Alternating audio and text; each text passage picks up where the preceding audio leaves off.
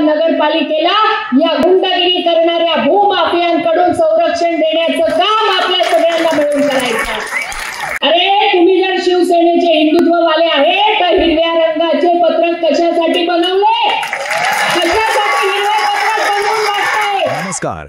नंदुरबार शहरात सध्या फक्त आणि फक्त एकाच गोष्टीची चर्चा आहे आणि ती म्हणजे तब्बल 8 वर्षांनी होणारी नगरपालिकेची निवडणूक. अहो, शहराच्या गल्लीबोळात बॅनर्स, घोषणा आणि नेत्यांच्या भाषणांनी नुसता धुराळा उडवलाय.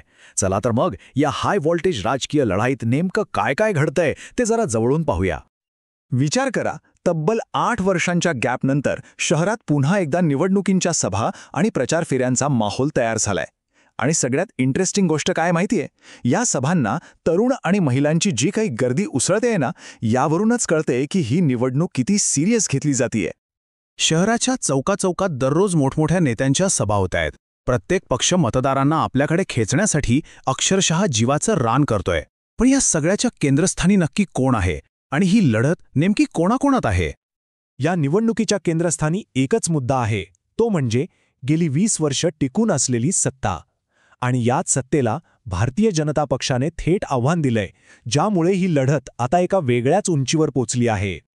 तर सामना आहे विद्यमान नेते चंद्रकांत रघुवंशी आणि त्यांना आव्हान देणाऱ्या भाजपमध्ये, ज्याचं नेतृत्व खासदार डॉक्टर हिना गावित करत आहेत.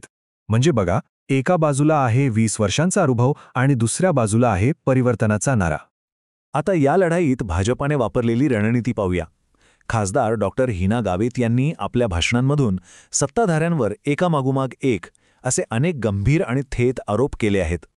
डॉक्टर गावित यांनी आपल्या भाषणातून खूपच आक्रमक पवित्रा घेतलाय. इतके गद्दार हे लोक आहे, या त्यांच्या एका वाक्यावरूनच या निवडणुकीत होणाऱ्या राजकीय हल्ल्यांची तीव्रता लक्षात येते.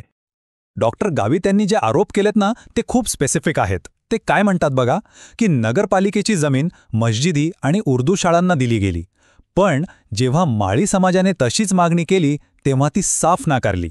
इतकंच नाही तर माळीवाडा भागाच्या विकासाकडे मुद्दामन दुर्लक्ष केलं गेलं. आणि हो, सत्ताधाऱ्यांनी जे हिरव्या रंगाचे पॅम्पलेट्स वापरलेत ना, त्यावरून त्यांचं हिंदुत्व किती नकली आहे हे दाखवण्याचा प्रयत्न केलाय. यातलं सगळ्यात स्फोटक आरोप कोणता असेल तर तो म्हणजे स्थानिक हुतात्मा शिरीष कुमार यांचं नाव आणि फोटो चक्क सार्वजनिक कचऱ्यापेट्यांवर लावला गेला. या कृतीतून सत्ताधाऱ्यांनी हुतात्म्यांचा अपमान केलाय असा थेट दावा करत त्यांच्या हेतूवरच एक मोठं प्रश्नचिन्ह उभं केलंय. हे पक्षपाताचे आरोप तर झालेच, पण डॉक्टर गावित इथेच थांबल्या नाहीयेत. त्यांनी आर्थिक गैरव्यवहार आणि दादागिरीचेही गंभीर आरोप केलेत. आता हा एक आकडा बघा, 60-40. काय आहे हे प्रकरण? तर डॉक्टर गावित यांच्या भाषणानुसार याचा अर्थ सरळ आहे. समजा एखाद्याची शेतजमीन आहे आणि ती डेव्हलप करायची आहे, म्हणजे ग्रीन झोनमधनं येल्लो झोनमध्ये आणायची आहे, तर त्यासाठी म्हणे सत्ताधाऱ्यांना 60-40% वाटा द्यावा लागतो. म्हणजे थेट पार्टनरशिपची मागणी केली जाते असा हा आरोप आहे. त्यांनी सत्ताधाऱ्यांसाठी भूमाफिया हा शब्द वापरलाय. त्यांच्या मते हे लोक फक्त टक्केवारी मागत नाहीत, तर गुंडगिरीच्या जोरावर जमिनीचे व्यवहार करतात आणि सामान्य माणसाला त्रास देतात. बरं, एवढे सगळे आरोप तर झाले, पण यावर भाजपकडे उपाय काय? त्यांनी परिवर्तनासाठी आपला एक अजेंडा लोकांसमोर ठेवलाय. चला तोही पाहूया. भाजपने नगराध्यक्षपदासाठी अविनाश माळी यांना पुढे केलंय. डॉक्टर गावित यांनी त्यांची ओळख अत्यंत प्रामाणिक व्यक्ती म्हणून करून दिली, ज्यांनी म्हणे पक्षाला तब्बल 4 कोटी रुपयांची जमीन दान केली आहे. आणि त्यांच्या मते शहराला या बुंडांपासून वाचवण्यासाठी माळी समाजाचा उमेदवारच योग्य आहे. भाजपच्या परिवर्तन योजनेत सर्वांगीण विकासाचं आश्वासन आहे. म्हणजे कसं?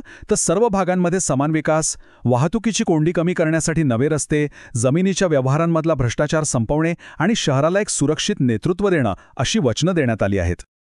तर आता राजकीय मंच तयार आहे, आरोप प्रत्यारोप होऊन गेले आहेत आणि आता नंदुरबार शहराचं भविष्य ठरवण्याची संपूर्ण जबाबदारी तिथल्या नागरिकांवर आहे.